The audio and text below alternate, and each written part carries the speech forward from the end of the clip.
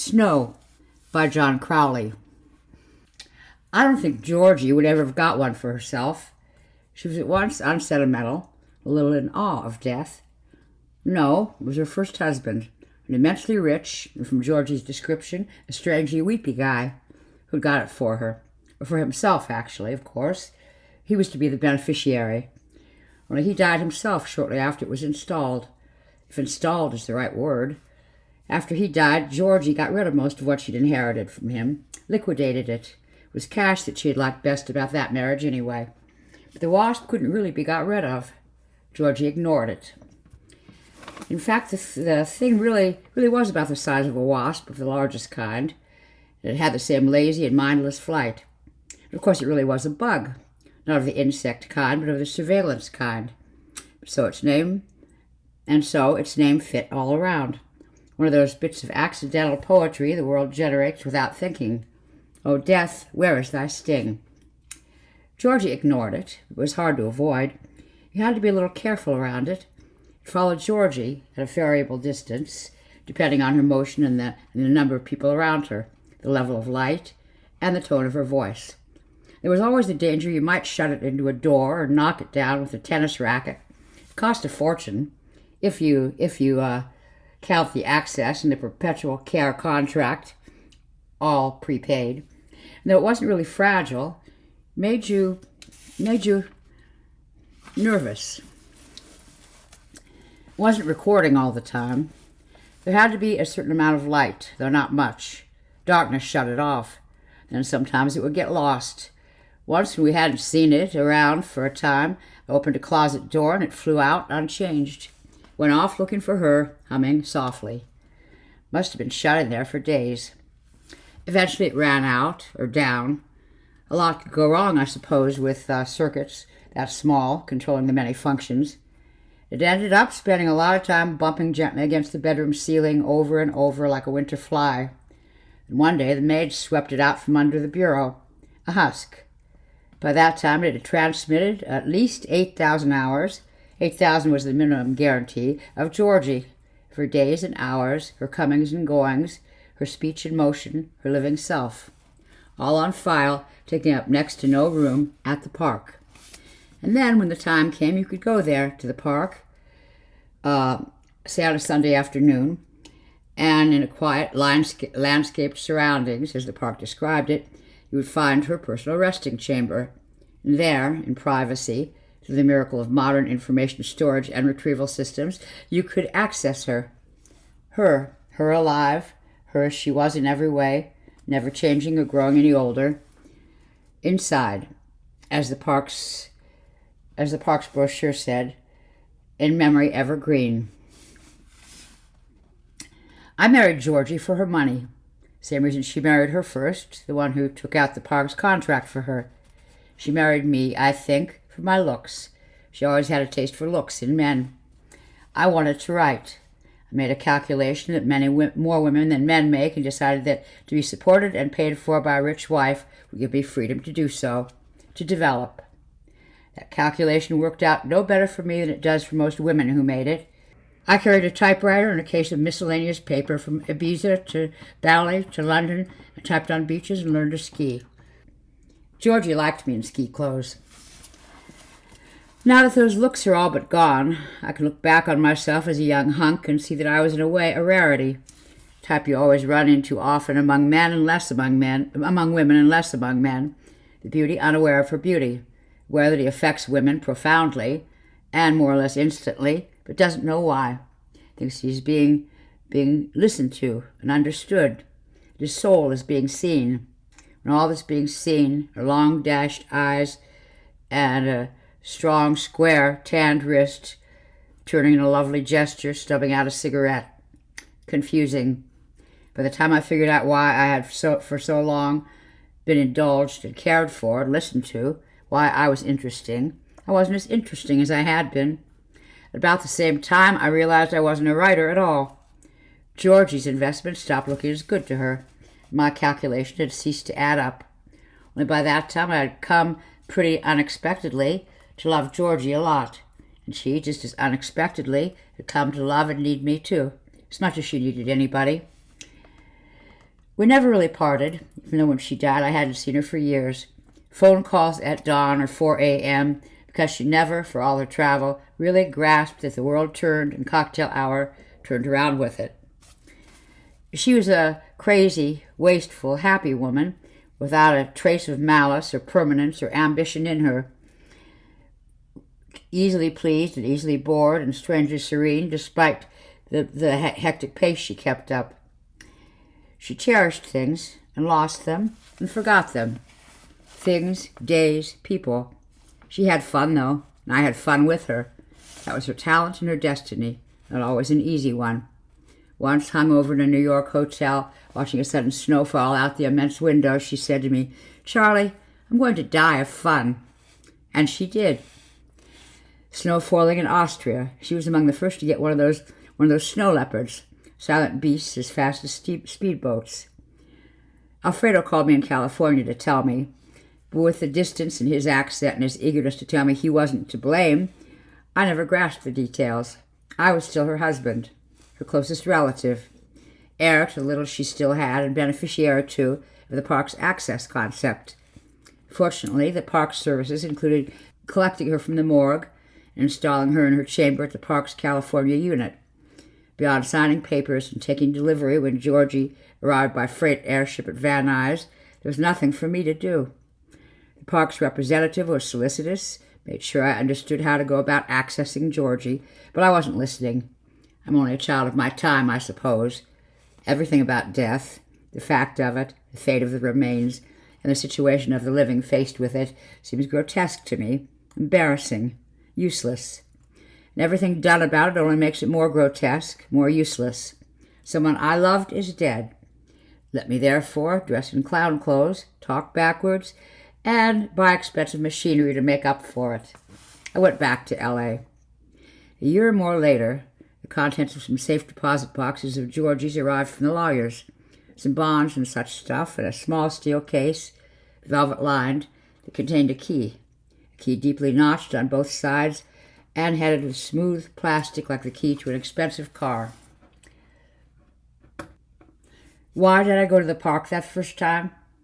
Mostly because I'd forgotten about getting that key in the mail. It was like coming across a pile of old snapshots you hadn't cared to look at when they were new, which, after they have aged, come to contain the past, as they did not contain the present. I was curious.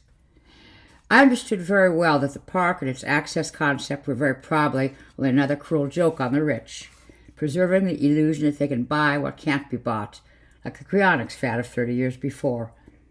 Once in Ibiza, George and I met a German couple who also had a contract with the park.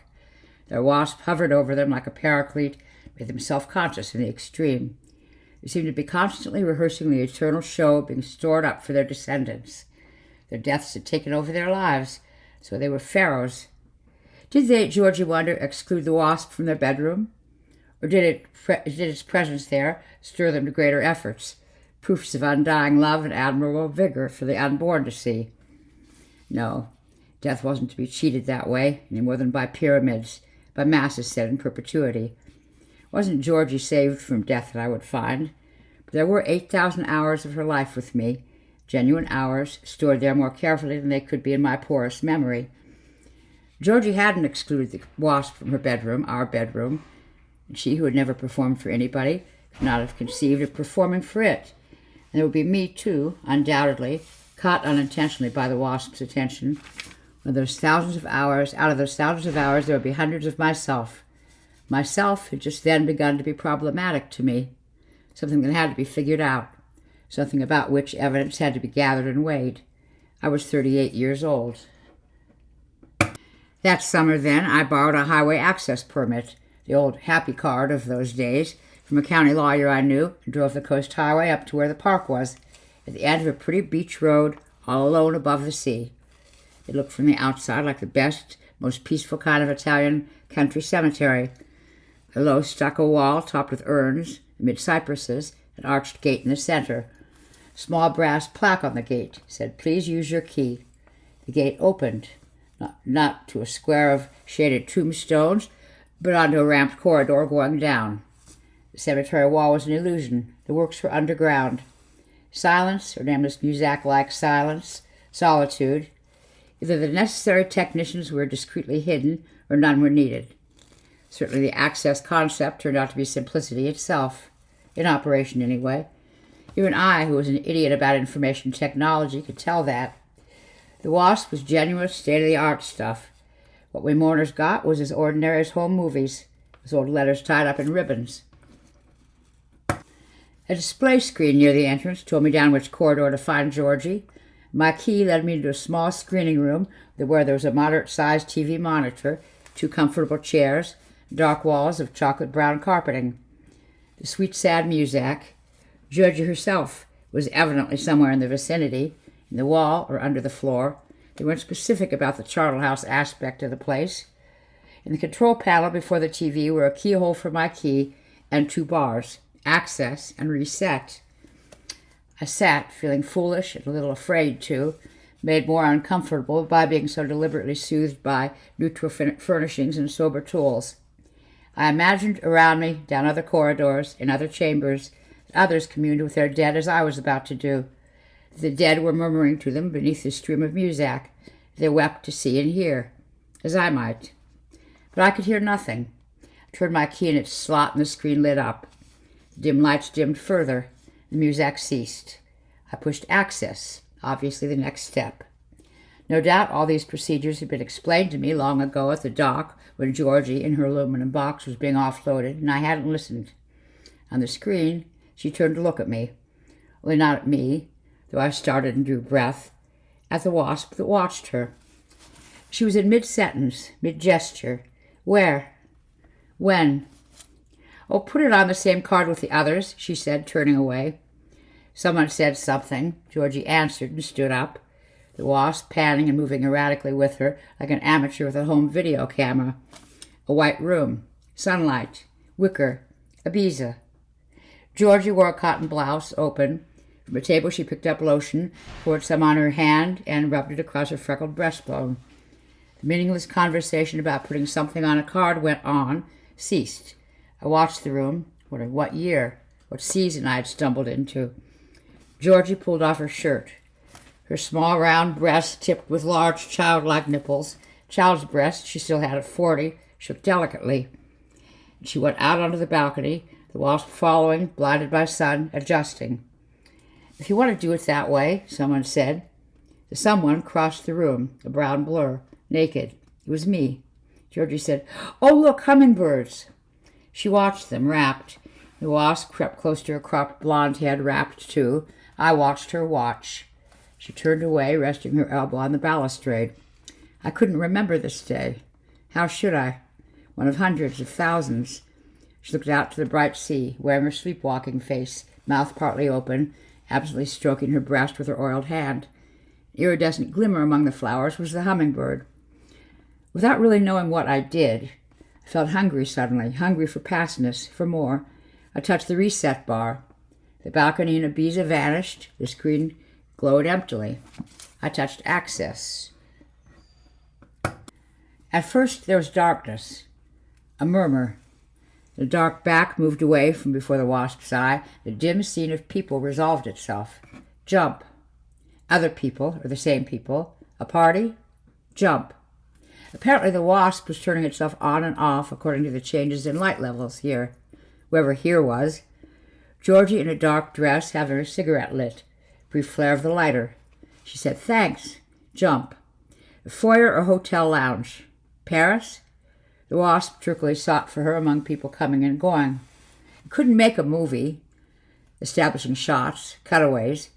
It could only doggedly follow Georgie, like a jealous husband, seeing nothing else. This was frustrating. I pushed reset, access. Georgie brushed her teeth. Somewhere, somewhen. I understood after one or two of these terrible leaps. Access was random. There was no way to dial a year, a day, a scene. The park had supplied no program, none. The 8,000 hours weren't filed at all. They were a jumble, like a lunatic's memory, like a deck of shuffled cards. I had supposed, without thinking about it, they would begin at the beginning and go on till they reached the end. Why didn't they? I also understood something else. If access was truly random, if I truly had no control, then I had lost as good as forever those scenes I had seen. Odds were on the order of 8,000 to 1. More, far more. Probabilities are opaque to me. I would never light on them again by pressing that bar. I felt a pang of loss for that afternoon in Ibiza. It was doubly gone now. I sat before the empty screen, afraid to touch access again, afraid of what I would lose. I shut down the machine. The light level in the room rose. The muzak poured softly back in, went out into the halls, back to the display screen in the entranceway. The list of names slowly, greenly rolled over like the list of departing flights at an airport. Code numbers were missing from beside many, indicating perhaps that they weren't yet in residence, only awaited. The D's, only 3 names, and director, hidden among them as though he were only another of the dead. A chamber number. I went to find it and went in. The director looked more like a janitor or a night watchman, semi-retired type you often see caretaking little visited places. He wore a brown smock like a monk's robe, was making coffee in a corner of his small office, out of which little business seemed to be done. He looked up, startled, caught out when I entered. "Sorry," I said. "I don't think I understand the system." "A problem," he said. "Shouldn't be a problem." He looked at me a little wide-eyed and shy, hoping not to be called out for anything difficult. "Equipment's all working?" "I don't know," I said.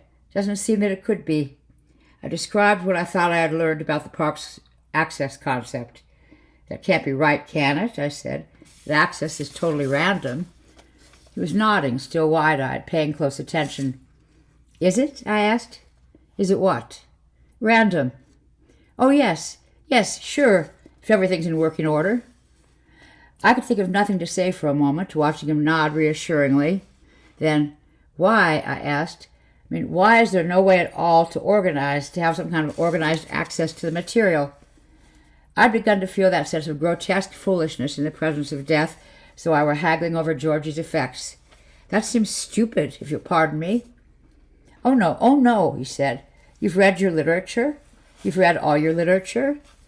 "Well, to tell the truth, it's just as described," the director said. "I can promise you that. If there's any problem at all—" "Do you mind," I said, "if I sit down?" I smiled. He seemed so afraid of me and my complaint, of me as mourner, possibly grief-crazed and unable to grasp the simple limits of his responsibilities to me, that he needed soothing himself. "I'm sure everything's fine," I said. "I just don't think I understand. I'm kind of dumb about these things." Sure. He regretfully put away his coffee makings and sat behind his desk, pressing his fingers together like a consultant. "People get a lot of satisfaction out of the access here," he said. "A lot of comfort, if they take it in the right spirit." He tried a smile. I wondered what qualifications he had had to show to get this job. "The random part. Now, it's all in the literature. There's the legal aspect. You're not a lawyer, are you?" No, sure. No offense. You see, the material here isn't for anything except for communing. But suppose the stuff were programmed, searchable. Suppose there was a problem about taxes or inheritances or so on. These could be subpoenaed. Lawyers all over the place, destroying the memorial concept completely. I really hadn't thought of that. Built-in randomness saved past lives from being searched in any systematic way, and no doubt saved the park from being in the records business at the wrong end of a lot of suits.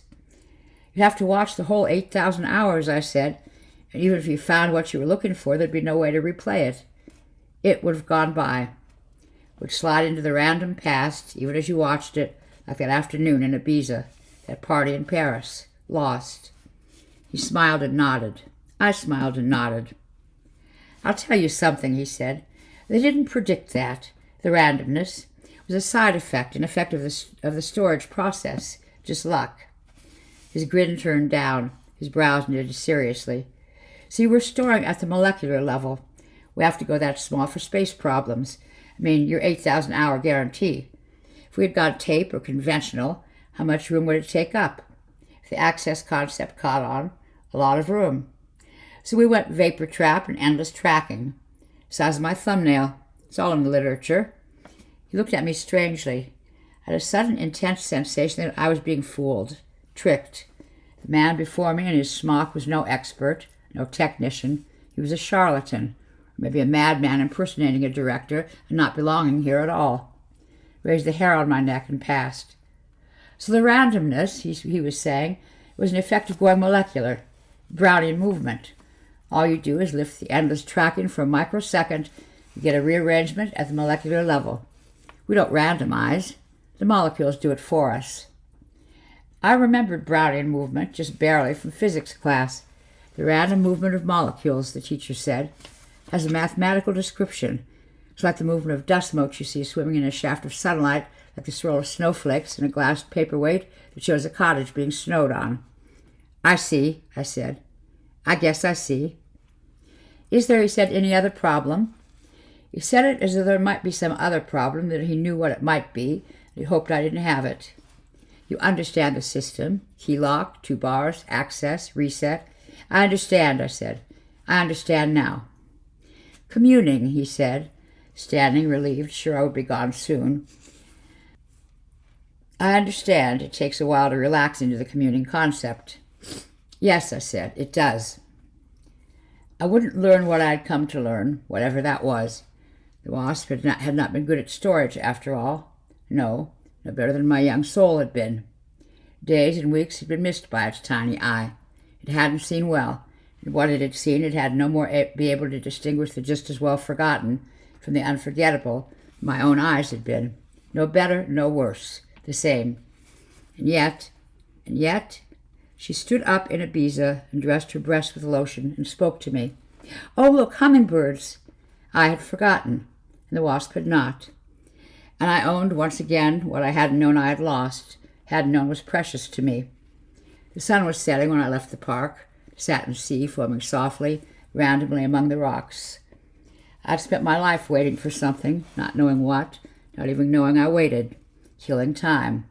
I was still waiting. What I had been waiting for had already occurred and was past. It was 2 years nearly since Georgie had died, 2 years until for the first and last time I wept for her and for myself. Of course I went back. After a lot of work and correctly placed dollars, I netted a happy card of my own. I had time to spare, like a lot of people then, and often on empty afternoons, never on Sunday, I would get on to the unpatched and weed-grown freeway and glide up the coast. The park was always open. I relaxed into the communing concept. Now, after some hundreds of hours spent there underground, now when I've long ceased to go through those doors, I've lost my key, I think. Anyway, I don't know where to look for it. I know that the solitude I felt myself to be in was real. The watchers around me, the listeners I sensed in other chambers, were mostly my imagination. There was rarely anyone there. These tombs were as neglected as any tombs anywhere usually are. Either the living do not care to attend much on the dead, when have they ever, or the hopeful buyers of the contracts had come to discover the flaw in the access concept, as I discovered it in the end. Access. She takes dresses one by one from her closet, holds them against her body, studies the effect in a tall mirror, puts them back again. She had a funny face which she never made except when looking at herself in the mirror, face made for no one but herself. It was actually quite unlike her. The mirror, Georgie. Reset. Access. By a bizarre coincidence, here she is looking in another mirror. I think the wasp could be confused by mirrors. She turns away, the wasp adjusts. There's someone asleep, tangled in bedclothes on a big hotel bed. Morning. A room service cart. Oh, the Algonquin. Myself. Winter. Snow is falling outside the tall window. She searches her handbag, takes out a small vial, swallows a pill with coffee, holding the cup by its body and not its handle. I stir, show a tousled head of hair. Conversation unintelligible. Gray room, whitish snow light, color degraded.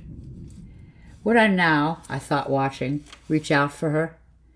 Would I in the next hour take her, or she me, push aside the bedclothes, open her pale pajamas? She goes into the John, shuts the door.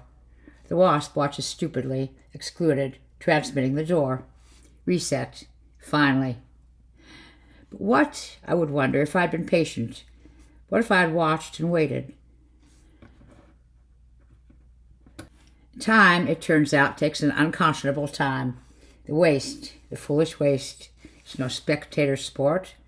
Whatever fun there is in sitting idly looking at nothing, and tasting your own being for a whole afternoon, there's no fun in replaying it. The waiting is excruciating.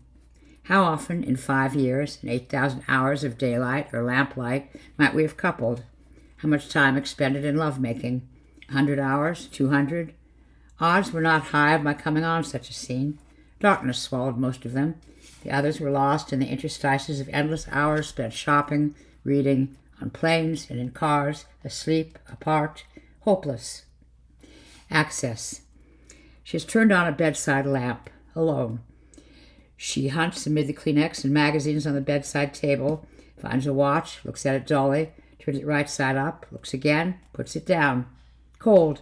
She burrows in the blankets, yawning, staring, and puts out a hand for the phone, but only rests her hand on it, thinking at 4 a.m. She withdraws her hand, shivers a child's deep sleepy shiver, and shuts off the light. A bad dream. In an instant, it's morning, dawn. The wasp slept too. She sleeps soundly, unmoving, only the top of her blonde head showing out of the quilt. Will no doubt sleep so for hours, watched over more attentively, more fixedly than any peeping Tom could ever have watched over her. Reset. Access. I can't hear as well as I did at first, I told the director. The definition is getting softer. Oh, sure, the director said. That really is in the literature. We have to explain that carefully. This might be a problem. It isn't just my monitor? I asked. I thought it was probably only the monitor. No, not really, no, he said. He gave me coffee. We'd gotten to be friends over the months. I think, as well as being afraid of me, he was glad I came around now and then. At least one of the living came here. One, at least, was using the services. There's a slight degeneration that does occur. Everything seems to be getting gray. His face had shifted into intense concern. No belittling this problem. See, at the molecular level where we're at, there is degeneration. It's just in the physics. It randomizes a little over time. So you don't lose a minute of what you've got, but you lose a little definition, a little color, but it levels off. It does. We think it does. Sure it does. We promise it does. We predict that it will. But you don't know. Well, you see, we've only been in this business a short while. The concept is new. There are things we couldn't know. He still looked at me, but seemed at the same time to have forgotten me. Tired. He seemed to have grown colorless himself lately. Old. Losing definition. You might start getting some snow, he said softly. Access, reset, access. A gray plaza of herringbone-laid stones, gray, clicking palms. She turns up the collar of her sweater, narrowing her eyes in a stern wind. Buys magazines at a kiosk, Vogue, Harper's, La Moda. Cold, she says to the kiosk girl. Frio. The young man I was takes her arm. They walk back along the beach, which is deserted and strung with cast seaweed, washed by a dirty sea. Winter in Ibiza. We talk, but the wasp can't hear. Sea sound confuses it. Seems bored by its duties and lags behind us. Reset. Access. The Algonquin. Terribly familiar. Morning. Winter. She turns away from the snowy window. Myself in bed. For a moment watching this, I felt suspended between two mirrors, reflected endlessly. I'd seen this before. I'd lived it once and remembered it once and remembered the memory. Here it was again. Or could it be nothing but another morning, a similar morning? There are far more than one like this in this place. But no. She turns from the window. She gets out her vial of pills, picks up the coffee cup by its body. I'd seen this moment before, not months before, weeks before, here in this chamber. I'd come upon the same scene twice. What are the odds of it, I wondered? What are the odds of coming upon the same minutes again, these minutes? I stir within the bedclothes. I lean forward to hear this time what I would say. Something like, but fun anyway, or something. Fun, she says, laughing, harrowed, the degraded sound of ghosts twittering. Charlie, someday I'm going to die of fun. She takes her pill. The wasp follows her to the John and is shut out. Why am I here? I thought. My heart was beating hard and slow. What am I here for? What? Reset, access. Silvered icy streets, New York, Fifth Avenue. She's climbing, shouting from a cab's dark interior. Just don't shout at me, she shouts at someone. Her mother I never met, a dragon. She's out and hurrying away down the sleety streets with her bundles, the wasp at her shoulder. I could reach out and touch her shoulder, make her turn and follow me out. Walking away, lost in the colorless press of traffic and people, impossible to discern without within the soft and snowy image. Something was very wrong. Georgie hated winter. She escaped it most of the time we were together, about the first of the year beginning to long for the sun that had gone elsewhere. Austria was all right for a few weeks. The toy villages and sugar snow and bright, sleek skiers were not really the winter she feared, though even in fire-warm chalets it was hard to get her naked without goose flesh and shudders from some draft only she could feel. We were chaste in winter, so Georgie escaped it. Antigua and Bali and 2 months in Ibiza, where the almonds blossomed. It was continual false, flavorless spring all winter long. How often could snow have fallen when the wasp was watching her? Not often. Countable times. Times I could count up myself if I could remember, as the wasp could. Not often. Not always. There's a problem, I said to the director. It's peaked out, has it? He said. That definition problem? Well, no, I said. Actually, it's getting worse. He was sitting behind his desk, arms spread wide across his chair's back, a false pinkish flush to his cheeks, like Undertaker's makeup. Drinking. Hasn't peaked out, huh? He said. That's not the problem, I said. The problem is the access. It's not random, like you said. Molecular level, he said. It's in the physics. You don't understand. It's not getting more random. It's getting less random. It's getting selective. It's freezing up. No, he said dreamily. Access is random. Life isn't all summer and fun, you know. Into each life some rain must fall. I sputtered, trying to explain. But, you know, he said, I've been thinking of getting out of access. He pulled open a drawer in the desk before him. It made an empty sound. He stared within it dully for a moment and shut it. The park's been good for me, but I'm just not used to this. Used to be you thought you could render a service, you know. Well, hell, you know, you've had fun. What do you care? He was mad. For an instant I heard the dead around me. I tasted on my tongue the stale air of underground. I remember, he said, tilting back in his chair and looking elsewhere. Many years ago, I got into access. Only we didn't call it that then. What I did was, I worked in a stock footage house. I was going out of business, like they all did, like this place is going to do. Shouldn't say that, but you didn't hear it. Anyway, it was a long warehouse with steel shelves for miles filled with film cans. Film cans filled with old plastic film, you know. Films of every kind. And movie people, if they wanted old scenes of past time in their movies, would call up and ask for what they wanted. Find me this. Find me that. We had everything. Every kind of scene. But you know what the hardest thing to find was? Just ordinary scenes of daily life. I mean, people just doing things and living their lives.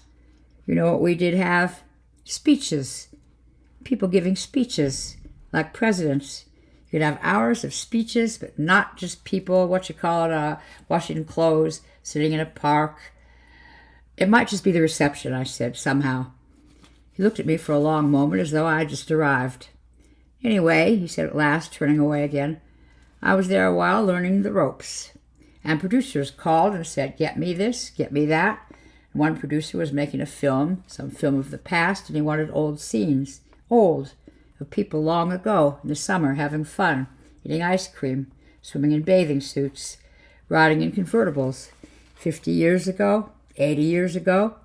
He opened his empty drawer again, found a toothpick, and began to use it. So I accessed the earliest stuff. Speeches. More speeches. But I found a scene here and there. People in the street, fur coats, window shopping, traffic, old people. I mean, they were young then, but people of the past. They have these pinched kind of faces. You get to know them. Sad a little. On city streets, hurrying, holding their hats.